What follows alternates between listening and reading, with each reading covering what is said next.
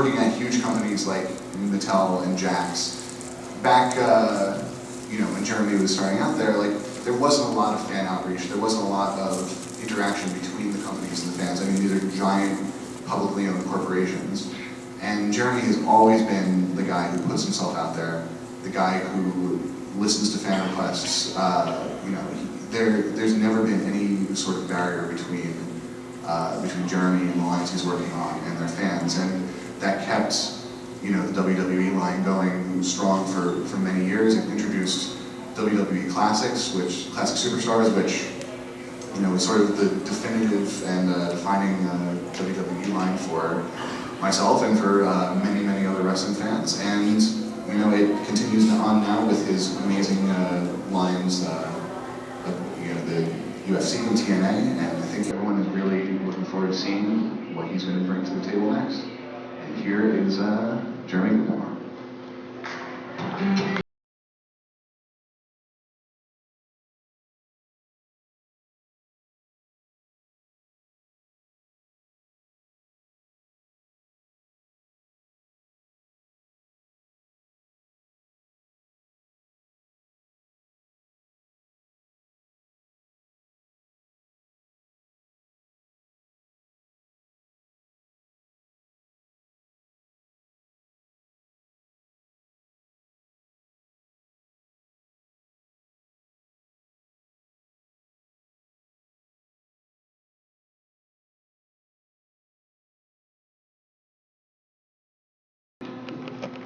Jeremy Padawer, ladies and gentlemen.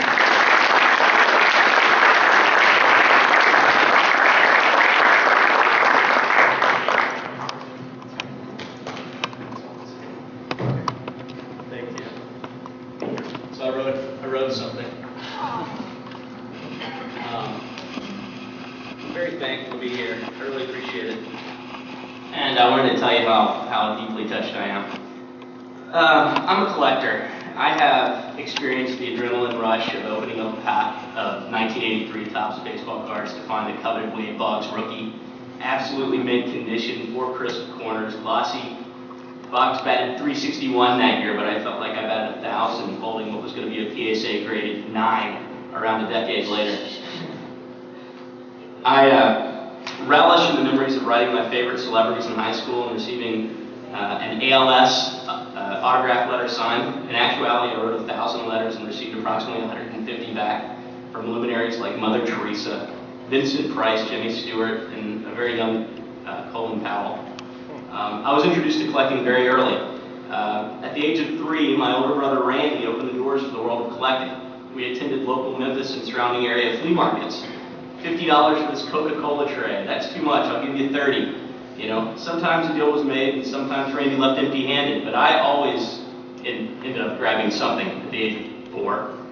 I always ended up with something. An 1882 Eagle front penny that I thought said elephant front, a vintage first day issue stamp, a pennant, a stack of 1930s Ring magazines, a corked back 1940s bottle cap, vintage newspapers, Redline Hot Wheels cars, Matchbox actually in a box, and more. I loved it all. Each purchase inspired a new collection. In 1984, my love for my love for professional wrestling and collecting collided head-on when LJN released their first wave of WWF Wrestling Superstars action figures. I was quickly hooked. I had to have every single one, including the ring variants. And between Topps and LJN, my mom and I visited every single retailer in North Smith and Tennessee. I have mowed yards, raked leaves, finished my homework on time, and worked the local toy store on the weekends so that I could afford the next amazing find. And after high school, I put it aside, collecting, to focus on developing a skill set that would be appropriate for the more traditional workforce. However, I always seemed to gravitate back to my first love, toys and collectibles. And in the mid-90s, along with my older brother again, we developed a series of websites that are primitive in today's standards, much like the GeoCity site that you talked about earlier, that would allow consumers to buy and sell collectible items online with no transaction costs. And this group of websites became one of the earliest collector networks, having 15,000 people a day in 1996, reviewing our articles on valuation and collectability. In 1999, Mattel visited Vanderbilt looking for the next crop of brand managers, and I interviewed, and I was summarily rejected. I believe I received the fastest rejection in the history of the toy industry. The letter was in my mailbox before I got home, practically. I ripped it up and I called the HR office every 2 weeks for 4 months until they broke down and brought me an interview.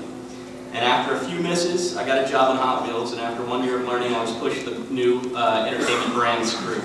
I'm almost done, I promise.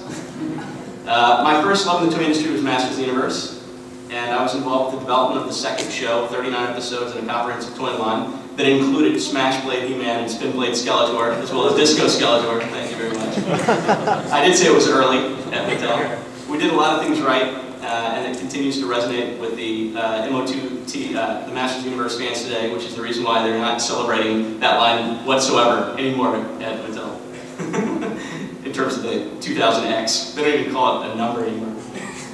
In 2003, I left Mattel to take over Jakks Pacific's Entertainment Boys Group, and I was reunited with one of my early loves, WWE, and extremely excited to meet and work with Jack Friedman, who really should be celebrated. He started LJN and brought licensed action figures to the forefront of toys.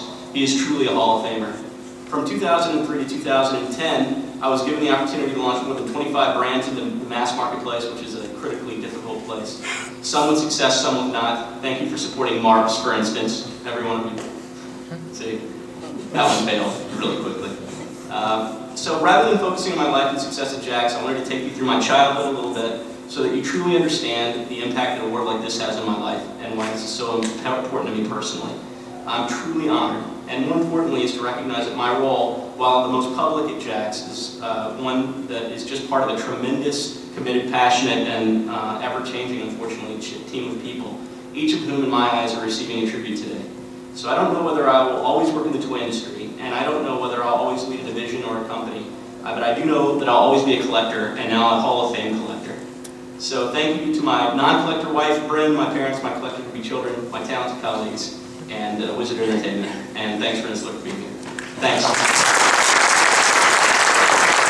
Today I had the opportunity to be inducted into the ToyFare Magazine Hall of Fame, and certainly it has a lot to do with my interaction with WrestlingFigs.com and the Wrestling Figs community. And I got to say that starting in the mid-1990s, I started corresponding with collectors online, and that went through He-Man.org and then WrestlingFigs.com and a few other sites through 2000 through today. And I couldn't be happier with the way my career has turned out, and I really have to appreciate and thank you. You've played a huge, important role for me, and thank you very much. And I hope that the next decade and a half brings more great connections with the collector community. So thank you.